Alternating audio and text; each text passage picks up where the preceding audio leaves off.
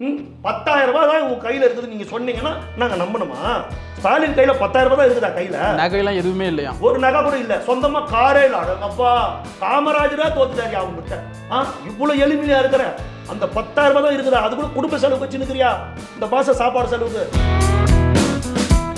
மொத்த வீடு போங்க இன்னைக்கு சென்னையில உனக்கு மொத்த சொத்துமே உனக்கு 4-5 கோடி தானே. யாரை ஏமாத்துறீங்க? உங்களை பார்த்தாலே பயமாகுது, பிரமிப்பாகுது. அப்பேற்பட்ட வாழ்க்கை வாங்குறீங்க. நீங்க போடுற ட்ரெஸ்ஸும் போடுற கூலி கிளாஸும் உங்களுடைய வாழ்க்கை சாதாரண வாழ்க்கையா? நீங்க தலையில வச்சிருக்கிற டோப்பாவது எத்தனை லட்சம் தெரியலையே. மக்களை எவ்வளவு முட்டாளா நினைக்கிறீங்க? இது ஒண்ணும் போதுங்க ஜனங்களுக்கு. 10,000 ரூபாய் தான் ஒரு கையில. அப்போ எங்களெல்லாம் பார்த்தா நாங்கெல்லாம் முழம் கணக்குல காதல பூ சுத்திக்கிறோம். பூ சுத்தல, பூ தோட்டத்தையே சுத்திக்கிறோம் காதல. திமுகவுடைய தொடர்ந்து நம்பிக்கை, பெரிய நம்பிக்கை என்ன அப்படின்னா, காலங்காலமா திமுக ஓட்டு போடுறவங்க திமுக தான் ஓட்டு போடுவாங்க. காலகாலமா திமுக ஓட்டு போட்டவங்க நிறைய பேர் பொடைய மாட்டேங்கிறாங்க. அவங்களுக்கெல்லாம் வயசாகி போய் சேர்ந்துட்டாங்க. இன்னைக்கு இருக்கிறதெல்லாம் இளைஞர் திமுக நல்லா புரிஞ்சுக்கணும். அவங்க காலம் பூரா உடன்பிறப்பை சொல்லி உங்க பேச்சு கேட்டு கேட்டு நிறைய பேர் போய் சேர்ந்துட்டாங்க. இன்னைக்கு கூட ஸ்டாலின் நேற்று பேசியிருக்கிறாரு, இந்தியாவிலேயே பெண்கள் பாதுகாப்பாக இருக்கிற மாநிலம் தமிழ்நாடு சொல்றாங்க. வாக்குறுதி கொடுத்துருக்காங்களே 18 வயசுக்கு மேல இதுக்கப்புறம் பாலியல் வன்புணர்வு செஞ்சா அவங்களுக்கு மரண தண்டனையும் கொடுத்துருக்காங்களே. இந்த நாடு வந்து இபிகோ, இது டிபிகோ கிடையாது. தமிழ்நாடு பீனல் கோட் கிடையாது. புரியுதுங்களா? இது இந்திய பீனல் கோட். சும்மா எங்க காதுல மறுபடியும் பூ சுத்தாதீங்க. காலிஃபிளவர் எடுத்து வைக்கிறீங்க, காது வலிக்கிட்டு. ஒரு பிறந்த குழந்தை 2-2.5 வயசு குழந்தைய கெடுக்கிறாங்க. பாலியல் வன்கொடுமை செஞ்சு அந்த குழந்தைய கொன்னுட்டாங்க. செஞ்சவன் திமுக நிர்வாகிங்க, திமுக இளைஞரணி அமைப்பாளருங்க. 2.5 வயசு குழந்தை கிட்ட இன்னாங்க கிடைக்கும், அவங்களுக்கு இன்னாங்க இருக்காங்க. இது எங்கன்னா கேள்விப்பட்டிருக்கிறோமாங்க? செத்து போச்சுங்க அந்த குழந்தை. கடமை என்ன? குற்றவாளியை கண்காணிக்கத்தானே உன் கடமை. குற்றம் நடக்காம தடுக்கிறதானே உன் கடமை. குற்றம் நடந்ததுக்கு அப்புறம் குற்றவாளியை நாங்க கைது செஞ்சுட்டோம் சொன்னா அப்புறம் உங்களால என்னடா பண்றது? நிர்பயா டெல்லியில ஓடுகிற பேருந்து வந்து அந்த மருத்துவமனையை கெடுத்து கீழே போட்டான். இந்தியாவே கொந்தளிச்சது. நிர்பயான்ற ஒரு வழக்கே வந்தது. என் தமிழ்நாட்டிலே, என் தமிழ் மண்ணில ஒவ்வொரு நாளும் ஒவ்வொரு நிர்பயாக்கள் உருவாக்கி கொண்டே இருந்தார்கள் இந்த திமுக ஆட்சியில். ஐசி வார்டுல கரண்ட் கிடையாதுங்க. சரி, மின்சாரம் தடை பண்ண ஒண்ணும் பண்ண முடியாது. ஜெனரேட்டர் எங்கடா போச்சு? ஒரு அரசு மருத்துவமனை ஜெனரேட்டர் வாங்கி வைக்கணும்ன்ற அடிப்படை அறிவு கூட இல்லையாடா உங்களுக்கு? கொழுத்து போயிருக்கிறீங்களா? கொழுத்தாடா போயிருக்கிறீங்க ஊர் துட்ட சம்பாதிச்சு சாப்பிட்டு. மக்கள் நல்வாழ்வுத்துறை அமைச்சருக்கு பதில் சொல்ல வேணாரா? ஒரு உயிர் போச்சு, மூடிட்டாங்க, போஸ்ட்மார்ட்டம் பண்ணிட்டாங்க, முடிஞ்சு போச்சு. அவங்க குடும்பத்துக்கு ஒரு 3 லட்சம் 4 லட்சம் கொடு. இந்த குருமாவை கேட்டு கேட்டு நாங்களும் காலம் தள்ளுறோம் பாருங்க அந்த நாட்டில். உங்க பேச்செல்லாம் கேட்டுக்கணும். மாறணுங்க, ஜனங்க மாறணுங்க, தயவு செய்து மாறணுங்க. போலீஸ் அவங்க வேலையை அவங்களை செய்ய விடணும். இவங்க செய்ய விடுறது. இன்ஸ்பெக்டர் வட்டக்கழக செயலாளராக இருக்கிறார், ஏசி வந்து பகுதி கழக செயலாளராக இருக்கிறார், கமிஷனர் மாவட்ட கழக செயலாளராக இருக்கிறார். அப்புறம் அவங்க கிட்ட நீ எப்படி நியாயத்தை எதிர்பார்க்க முடியும்? போலீஸுக்கு அதிகாரம் கொடுக்கப்படும். நான் தாவேக்கால இருக்கிறேன், டிவிக்கால இருக்கிறோம், பொறுப்புல இருக்கிறேன், போலீஸ் ஸ்டேஷன் யாரும் போக முடியாது பஞ்சாயத்து பேச. அதெல்லாம் இவர்கிட்ட நடக்காது. உனக்கு என்னடா போலீஸ் ஸ்டேஷன்ல வேலைன்னு கேட்பாரு. நீதிமன்றத்துக்கு பார்த்துவோம், உன் வேலையை நீ பாருன்னு. இதெல்லாம் இந்த கட்ட பஞ்சாயத்துக்கெல்லாம் நடக்காது சார். அவர்கிட்ட நடக்காது. ரொம்ப ஸ்ட்ரிக்டா இருப்பார்.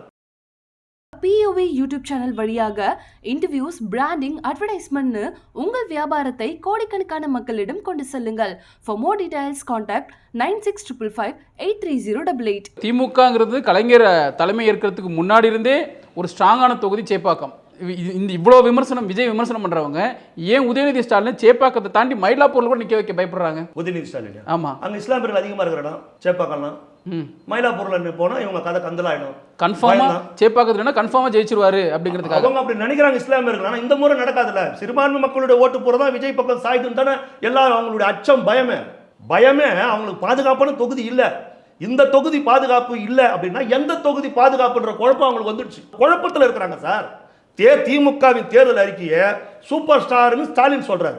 அதே திமுக தேர்தல் அறிக்கையை கதாநாயகின்னு உதயநிதி சொல்றாரு. குழப்பத்தில் இருக்கிறாங்க. அப்பாவுக்கும் பிள்ளைக்குமே ஒரு அண்டர்ஸ்டாண்டிங் இல்ல. கன்ஃபியூஸ். என்ன நடக்குதுன்னு அவங்களுக்கு புரியல. புரியுதுங்களா? அவங்க நம்பி இருக்கிறது ஒன்னே ஒண்ணுதான் சார். பணத்தை மட்டுமே நம்பி இருக்கிறாங்க. பணத்தை கொடுத்து வாக்கை வாங்கி விடலாம். இந்த மக்களுக்கு எவ்வளவு கொடுக்கணும் ஒரு ஓட்டுக்கு, எத்தனை ஆயிரம் கோடி செலவு பண்ணணும், அவ்வளவுதான். ஏன்னா அவங்களுக்கு தெளிவா தெரியும் எதை பண்ணணும் ஜனங்களுக்கு. ஆனா மக்கள் ஏமாற மாட்டாங்க. நீ கொள்ளடிச்சு வச்சு பணம் தான் கொடுக்குற, நீ குடு மாமனை. நீ ஒன்றும் இல்லை. ஏங்க ஒன்று மேலே அதை வந்து நீ ட்ரெயினுக்கு டிக்கெட் கூட இல்லாத வந்தீங்க. ஒரு ட்ரெயினுக்கு டிக்கெட் வாங்க முடியாது வந்தீங்க. வரலாறு பேசும். புரியுதுங்களா? வனவாசன்ற புத்தகத்துல கண்ணதாசன் புட்டு வச்சிருப்பாரு. சொல்ற புரியுதுங்களா? வனவாச பத்திரிகையில கண்ணதாசன் புட்டு வச்சிருப்பாரு. வேசி வீட்டுக்கு போய் பணம் கொடுக்காம வந்தது மட்டும் இல்ல, கைமாத்தா கடன் வாங்கிட்டு வந்தோம் அப்படின்னு சொல்லியிருப்பார் கண்ணதாசன். வனவாசம் புத்தகத்தை படிச்சா தெரியும். உடம்பு வித்து பிழைக்கிற ஒரு வேசி கிட்ட கடன் வாங்கின்னு வந்தோம். யார் வந்தாங்கன்னு அதில் எழுதியிருப்பார், நான் சொல்லக்கூடாது, புரிஞ்சுக்குவீங்க யார் வந்தாங்கன்னு. அப்போ இப்ப மட்டும் இன்னைக்கு இத்தனை லட்சம் கோடி உங்களுக்கு எங்க இருந்து வந்தது? தேர்தல் ஆணையத்தில் பண்றீங்களே, அது எவ்வளவு ஒரு இந்த தமிழ்நாட்டு மக்களை நீங்க என்னதான் நினைக்கிறீங்க? இப்ப அப்பெல்லாம் சரி ஏதோ ரைட் இருந்தாங்க மக்கள். இன்னைக்கு சாதாரணமா எல்லா வீட்லயுமே 1 டிகிரி 2 டிகிரி படிச்சிருக்கிறான், சாதாரண உலகத்தையே விரல் நுனியில வச்சிருக்கிறானுங்க பசங்க. 10,000 ரூபாய் தான் உங்க கையில இருக்குது நீங்க சொன்னீங்கன்னா நாங்க நம்பணுமா? ஸ்டாலின் கையில 10,000 ரூபாய் தான் இருக்குதா கையில? நகையெல்லாம் எதுவுமே இல்லையா? ஒரு நகை கூட இல்ல, சொந்தமா காரே இல்ல. அடங்கப்பா, காமராஜரா தோத்துட்டாரு அவங்ககிட்ட. பெருந்தலைவர் காமராஜர், அப்பேற்பட்ட தியாகி கக்கன், கவிஞர் ஜீவா, இவங்களெல்லாம் மிஞ்சிட்டியே. இவ்வளவு எளிமையா இருக்கிற அந்த 10,000 ரூபாய் தான் இருக்குதா? அது கூட குடும்ப செலவுக்கு வச்சுன்னுக்கிறியா? இந்த மாசம் சாப்பாடு செலவுக்கு சொல்லுங்க. சொந்தமா கார் கூட இல்லைங்க எனக்கு. ஆனா விஜய் என்ன பண்றாரு? 650-700 கோடி என்கிட்ட சொத்து இருக்குதுன்றாரு. தலைவன் புரியுதா? நீ 4 கோடி 5 கோடி தான். ஏன்னா இந்த வீடு போவோம் 6 கோடி 7 கோடி, இந்த வீடு போவோம், மொத்த வீடு போவோம் இன்னைக்கு சென்னையில். உனக்கு மொத்த சொத்துமே உனக்கு 4-5 கோடி தானே. யாரை ஏமாத்துறீங்க? உங்களை பார்த்தாலே பயமாகுது, பிரமிப்பாகுது. அப்பேற்பட்ட வாழ்க்கை வாழறீங்க. நீங்க போடுற ட்ரெஸ்ஸும் போடுற கூலிங் கிளாஸும் உங்களோட வாழ்க்கை சாதாரண வாழ்க்கையா? நீங்க தலையில வச்சிருக்கிற டோப்பாவுக்கு எத்தனை லட்சம் தெரியலையே. அவ்வளவு பணத்தோட வாழ்ந்துருக்கிறீங்க, அவ்வளவு இதுவா வாழ்ந்துருக்கிறீங்க. சொல்லுங்க. அப்போ இது எவ்வளவு பாருங்க, மக்களை எவ்வளவு முட்டாளா நினைக்கிறீங்க. இது ஒன்றும் போதுங்க ஜனங்களுக்கு. 10,000 ரூபாய் தாங்க தாமா ஒரு கையில. அப்போ எங்களெல்லாம் பார்த்தா நாங்கெல்லாம் முழம் கணக்கில் காதல பூ சுற்றினுக்கிறோம். பூ சுத்தல, பூ தோட்டத்தையும் சுற்றினுக்கிறோம் காதல. எங்களை பார்த்தா உங்களுக்கு அப்படி தெரியுது. எப்படி ஏமாத்துறாங்க பாருங்க. இதெல்லாம் ஜனங்க பார்க்கணுங்க. பார்த்து பார்த்து பார்த்து ஐயோப்பா ஏமாத்தி ஏமாத்தி நாட்டை நாசப்படுத்திட்டாங்க. திமுகவுடைய தொடர்ந்து நம்பிக்கை, பெரிய நம்பிக்கை என்ன அப்படின்னா, காலங்காலமாக திமுக ஓட்டு போடுறவங்க திமுக தான் ஓட்டு போடுவாங்க அப்படின்னு சொல்றாங்க. ஏன்னா இந்த ஒரு 60, 50, 60, 70 இந்த வயசுல இருக்கிறவங்க நிறைய பேர் நம்ம கேட்கறதுல என்ன அப்படின்னா, அவரே எனக்கு வேலை கிடைச்சிச்சு கலைஞரால, எம்ஜிஆர் எனக்கு இந்த வீடு கிடைச்சிச்சு, பட்டா கிடைச்சிச்சு அப்படிங்கிற நம்பிக்கையில தான் அவங்க தொடர்ந்து இப்பவும் அந்த பரம்பரை வந்து ரெட்டலி ஓட்டு போட்டு வந்தவங்க. என் வீட்டில் 8 ஓட்டுக்குது. இந்த முறை நாங்கெல்லாம் விசிலுக்கு ஓட்டு போட போறோம். சரி, அந்த நம்பிக்கை எனக்கு தெரிஞ்ச நண்பர்கள் நிறைய பேர் இருக்கிறாங்க. உதயசூரியனுக்கு ஓட்டு போட்டு வந்தவங்க இந்த முறை இதுக்கு ஓட்டு போட போறாங்க, விசிலுக்கு ஓட்டு போட போறாங்க. ஏன்னா காலகாலமா திமுக ஓட்டு போட்டவங்க நிறைய பேர் கொடையை மடக்கிட்டாங்க. அவங்களுக்கெல்லாம் வயசாகி போய் சேர்ந்துட்டாங்க. இன்னைக்கு இருக்கிறதெல்லாம் இளைஞர் டீம் தான், நல்லா புரிஞ்சுக்கணும். புரிஞ்சுங்களா? அவங்க எல்லாம் கொடையை மடக்கிட்டாங்க. இவங்க நல்லா நல்லா இதுவா இருக்கிறாங்க. 75-80 வயசு இருக்கு, இவங்க எல்லாம் ரன் பண்றாங்க. அதெல்லாம் பாவம் முடியல கீழே. அவங்களாம் போதிய மருத்துவ வசதி கிடையாது, நல்ல உணவு வசதி கிடையாது. அவங்க காலம் பூரா உடன்பிறப்பை சொல்லி உங்க பேச்சு கேட்டு கேட்டு நிறைய பேர் போய் சேர்ந்துட்டாங்க. சரிங்களா? அதெல்லாம் கிடையாது இவங்களுக்கு. காலகாலம் அதெல்லாம் கிடையாது. அந்த காலம்லாம் மலையேறி போச்சு. இவங்க அதான் ஒன்றும் இல்லைங்க. இன்னைக்கு கூட ஸ்டாலின் நேற்று பேசியிருக்கிறாருங்க. இந்தியாவிலேயே பெண்கள் பாதுகாப்பாக இருக்கிற மாநிலம் தமிழ்நாடுன்னு சொல்றாரு. வாக்குறுதி கொடுத்துருக்காங்களே 18 வயசுக்கு மேல இதுக்கப்புறம் பாலியல் வன்புணர்வு செஞ்சா அவங்களுக்கு வந்து மரண தண்டனைன்னு கொடுத்துருக்காங்களே. நீங்க முதல்ல வாங்க. இந்த மரண தண்டனைனா அதுக்கு பின்னாடி என்ன சட்டம் இருக்குது? அது இன்னும் இது இந்த நாடு வந்து இபிகோ, இது டிபிகோ கிடையாது. தமிழ்நாடு பீனல் கோட் கிடையாது. புரியுதுங்களா? இது இந்திய பீனல் கோட். சும்மா எங்க காதுல மறுபடியும் பூ சுத்தாதீங்க. காலிஃப்ளவர்லாம் எடுத்து வைக்கிறீங்க, காது வலிக்குது எங்களுக்கு. சரிங்களா? அதெல்லாம் வந்து நீங்க செஞ்சு முடிவு பண்ணிட முடியாது. நீதிமன்றம்ன்றதெல்லாம் வேற. சரிங்களா? அதெல்லாம் வேணாம். அப்ப நீங்க ஒரு நெறியாளர், உங்களுக்கு புரியும் அதெல்லாம். சரிங்களா? இதெல்லாம் வந்து நான் வந்தா வந்து போஸ்ட் ஆஃபீஸை மாத்திடுவேன், நான் வந்தா ஏர்போர்ட்டை மாத்திடுவேன்னு சொல்ற கதை. உன் கையில என்ன அதிகாரம் இருக்குது? அதை பத்தி மட்டும் பேசு. சரிங்களா? இதுவரையில பாதுகாப்பு இல்லையே. இப்ப தமிழ்நாட்டில், இந்தியாவிலே தமிழ்நாட்டில் தான் பெண்கள் பாதுகாப்புன்னு சொன்னீங்கன்னா, நேத்து ஒருத்தர் போஸ்ட்குள்ள அரெஸ்ட் ஆயிருக்காரு. கும்பகோணத்துல ஒரு பள்ளி மாணவிக்கு பள்ளி மாணவி வயிறு வலின்னு சொல்லிட்டு மருத்துவமனைக்கு போயிருக்காங்க. உறவினர்ல பக்கத்துல வேலை செய்யற நாசம் பண்ணிக்கிறாரா? நாசம் பண்ணிருக்கிறார்ல ஒரு பள்ளி மாணவிக்கு. யாருக்கு பாதுகாப்பு இருக்குது? 80 வயது ஆயாக்கு பாதுகாப்பு இருக்குதா? இன்னைக்கு கெடுக்கிறத பார்த்தீங்கன்னா 80 வயது ஆயா, 86 வயது, 68 வயது, 24 வயசு பையன் கெடுக்கிறாங்க. 26. நான் கேட்கிறேன், தமிழ்நாட்டில் ஸ்டாலின் அவர்களே, உங்க ஆட்சியில பிச்சைக்காரிக்கு பாதுகாப்புக்கு தான். நாட்டாம படத்துல கவுண்ட் பண்ணி சொல்லுவாங்க, டே தகப்பா, ஒரு பிச்சைக்காரியை கூட நீ விட்டு வைக்கலையாடா. அந்த மாதிரி பிச்சைக்காரிங்க பாவம். இங்க வேலைச்சேரி பக்கம் பிளாட்பாட்டில் பார்த்து ஒரு பிச்சைக்காரியை போய் ஒருத்தன் பாலியல் வன்கொடுமை செஞ்சு கல்லை தூக்கி தலையில போட்டு கொண்டுட்டாங்க. அது இதுக்கு இவனுக்கு ஈடு கொடுக்கல, கொண்டுட்டாங்க. ஒரு பிச்சைக்காரி கூட பாதுகாப்பு இல்லைங்க. ஒரு பிறந்த குழந்தை 2-2.5 வயசு குழந்தைய கெடுக்கிறாங்க. பாலியல் வன்கொடுமை செஞ்சு அந்த குழந்தைய கொண்டுட்டாங்க. செஞ்சவன் திமுக நிர்வாகிங்க, திமுக இளைஞரணி அமைப்பாளருங்க. 2.5 வயசு குழந்தை கிட்ட இன்னாங்க கிடைக்கும், அவனுக்கு இன்னாங்க இருக்காங்க. இது எங்கன்னா கேள்விப்பட்டிருக்கிறோமாங்க? செத்து போச்சுங்க அந்த குழந்தை. எனக்கு இப்ப கிள்றன, எனக்கு வலிக்குதுங்க, கிள்ளா வலிக்குதுங்க. ஆனா என் உயிர் போலங்க. ஒரு உயிரே அந்த குழந்தைக்கு 2.5 வயசு குழந்தை போவோம்னா அது எவ்வளவு மரண வேதனை அந்த குழந்தை அனுபவிச்சு செத்துருக்கோம். அந்த கொடுமை, அந்த கொடூரங்கிட்ட இவனெல்லாம் கண்ணு நம்ம வெட்டி போடத்தாவில. இந்த ஆட்சியில் என்னங்க பாதுகாப்பு இருக்குது? யாருக்குங்க பயம் இருக்குது? பயம் இருந்தா தப்பு செய்ய மாட்டாங்க. இத்தனை ஆட்சி இருந்தது, இவ்வளவு அநீதி அக்கிரமம் நடக்கலையே. எப்படி இதெல்லாம் நடக்குது? ஒரு இயற்கை உபாதையை கழிக்க போன ஒரு பொண்ணை நாசப்படுத்துறான். அவன் ஏற்கனவே ஒரு 66 வயசு ஆயாவை கெடுத்துட்டு சிறைக்கு போயிட்டு வந்திருக்கிறான். உயர்நீதிமன்றம் அவனுக்கு ஜாமீன் கொடுத்துருக்குது. எதுக்கோ ஜாமீனை எதிர்த்து நீங்க போறீங்கல்ல, உச்சநீதிமன்ற மேல்முறையீடு போனீங்கல்ல, ஏன் உச்சநீதிமன்றத்துக்கு நீங்க மேல்முறையீடு போல? எதுக்கு போல? ஏங்க இவன் 66 வயசு ஒரு கிழமையை வந்து பாலியல் வன்கொடுமை செஞ்சிருக்கிறான், இவன் இந்த சமூகத்தில் வாழ தகுதி இல்லாதவன், இவனுக்கு நீங்க ஜாமீன் கொடுக்க கூடாதுன்னு நீ ஏன் போய் கவர்மெண்ட் தடை வாங்கல? அவனை நீங்க ஃப்ரீயா நடமாட விட்டீங்க. அவன் ஒரு நீதிமன்றத்தில் போய் கையெழுத்து போடுறான் டெய்லி. அவன் போறாங்க, குறைஞ்சபட்சம் போலீஸ் இவன் வந்து வெளியே வந்திருக்கான் அக்யூஸ்ட், இவன் டெய்லி கையெழுத்து போடுறான். இவனை கண்காணிக்கணும்னு போலீஸுக்கு தெரியாதா? போலீஸுக்கு என்ன வேலை? பிரியாணி கடையிலும் பரோட்டா கடையிலும் டீ கடையிலும் மாமூல் வாங்குறது தான் உங்களுக்கு வேலையா? இதுக்கு தான் யூனிஃபார்ம் போடுறீங்களா? உன் கடமை என்ன? குற்றவாளியை கண்காணிக்கத்தானே உன் கடமை. குற்றம் நடக்காம தடுக்கிறது தானே உன் கடமை. குற்றம் நடந்ததுக்கு அப்புறம் குற்றவாளியை நாங்கள் கைது செஞ்சுட்டோம்னு சொன்னா அப்புறம் உங்களால என்னடா பண்றது? என்ன பண்றது? வெள்ளம் வரத்துக்கு முன்னே தடை போடணும்டா. வெள்ளம் வந்ததுக்கு அப்புறம் எல்லாரும் இழுத்து நாங்கள் மெதில் ஏற்றிட்டோம். இதெல்லாம் என்ன பேச்சுது சொல்லுங்க? அந்த பொண்ணை நாசப்பட்டுட்டான். நம்ம ஒரே ஒரு அந்த நிர்பயா டெல்லியில ஓடுகிற பேருந்து வந்து அந்த மருத்துவமனையை கெடுத்து கீழே போட்டான். இந்தியாவே கொந்தளிச்சது. நிர்பயான்ற ஒரு வழக்கே வந்தது. என் தமிழ்நாட்டில் என் தமிழ் மண்ணில் ஒவ்வொரு நாளும் ஒவ்வொரு நிர்பயாக்கள் உருவாக்கி கொண்டே இருந்தார்கள் இந்த திமுக ஆட்சியில். என்ன நடவடிக்கை எடுக்கப்பட்டது? குற்றவாளியை நெருங்கிட்டோம். குற்றவாளி நீ குற்றவாளி நெருங்கினா போடா. போன உயிருக்கு என்ன பதில்? ஒரு குழந்தை போச்சே, அந்த குடும்பத்தில் அந்த தாயும் தகப்பனும் இனி நடப்படமா தான் சார் வாழணும். 18 வயசு பொண்ணை வாரி கொடுத்துட்டு அந்த குடும்பம் அந்த மரண தண்டனைங்க அவங்களுக்கு மரண தண்டனை. அந்த பெத்தவங்களுக்கு அந்த குழந்தை நினைச்சே வாழணும். சொல்லுங்க பாருங்க, நம்ம ஓமந்தூரார் அரசு மருத்துவமனையில் 4 மாத குழந்தை காய்ச்சல் சொல்லிட்டு அட்மிட் பண்ணியிருக்கிறாங்க. நான் ஏன் திரும்ப இதெல்லாம் பேசுறேன்? நம்மள மாதிரி ஏழைங்க எங்க போவாங்க? அங்கதானே போனோம். 4 மாத குழந்தை போய் காய்ச்சல் அட்மிட் போட்டா 8 வயசு குழந்தைக்கு போடுற ஊசி எடுத்து அந்த பொண்ணுக்கு அந்த குழந்தைக்கு போட்டுக்கிறாங்க. 4 மாத குழந்தைக்கு. அந்த குழந்தை செத்து போச்சு. அவங்க எல்லாம் ஆர்ப்பாட்டம் பண்றாங்க, பேரண்ட்ஸ் போராட்டம் பண்றாங்க, போலீஸ் வந்து கைது பண்ணுது. அவ்வளவுதான் அந்த பிரச்சனை, அதோட பிடிக்கிறாங்க. ஆண்டாச்சு போனது போச்சு. உனக்கு ஆண்டாச்சு போனது போச்சு. போன உயிர் திரும்பி வராதுன்ற அந்த மயிர் புடுங்குற கதை எங்களுக்கு தெரியும். ஆனா அந்த உயிர் ஏன் போச்சு? அந்த உயிர் உன் குடும்பத்தில் போன அந்த வேதனை தெரியுமா? உன் குழந்தையா இருந்தா, உன் பேத்தியா இருந்தா துடிப்பல்ல. அந்த மாதிரி தானே அந்த உயிரும் துடிக்கும். எப்படி இப்படி அஜாக்கிரதையா இருக்கிறீங்க? இது ஒன்றும் இல்லை. எங்கள் புரசைவாக்க பகுதியில் வெக்காகாரன் மருத்துவமனை ஒரு மருத்துவமனை, தாய் சேய் நல மருத்துவமனை.